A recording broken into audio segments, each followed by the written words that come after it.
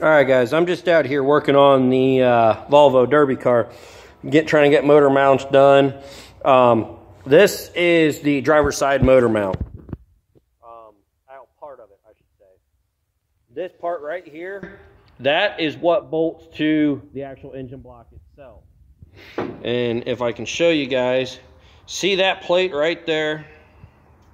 Well, you got a bolt on the back side.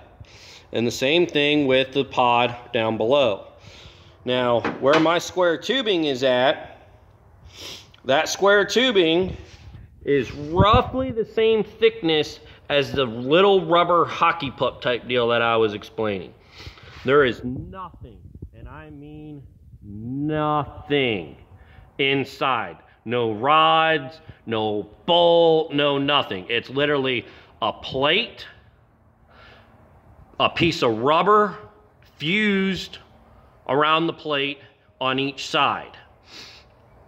So what happens, German engineering, and again, I ran out of time, but what happens is the way it is engineered is that piece of rubber that is supposed to rip in a head-on impact. And when it rips, the motor is then supposed to drop down and then go back and under the car. Instead of the motor going back into the firewall, crushing the firewall, you know, crushing into your legs, it's supposed to drop to the ground, go underneath the car, and then the car is supposed to go over. So my thing that I'm doing, and I've seen a lot of guys like on We Crash, you can type in Volvo and go to the compact cars, type in Volvo, and there's a couple pages and stuff. And what a lot of guys do is they take a pipe this same diameter and then they weld it in. Well, I don't have a pipe that diameter, and I've just got that square tubing. I think it's like inch by inch square tubing. I cut it down, welded it in, and then I've just been, you know, bolting and unbolting the motor mount. This is on the driver's side, but I've just been bolting and unbolting the driver mount, so then this way to get everything flush. This side, which is the passenger side, is done. I know there's a little bit of a gap, but for no more than what that gap is, I'm just gonna leave it. I'm just gonna weld it real good and basically call it good.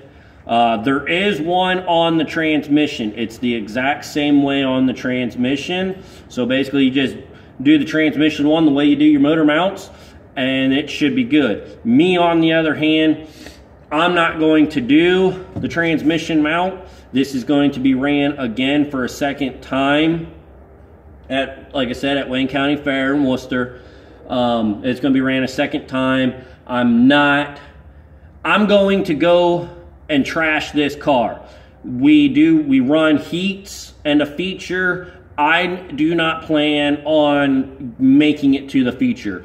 My goal is to hit as hard as I can, get as fast as I can, keep moving. I'm going to go in there and I'm just going to slam everybody. By the time I'm done, I want this thing to look like a smart car.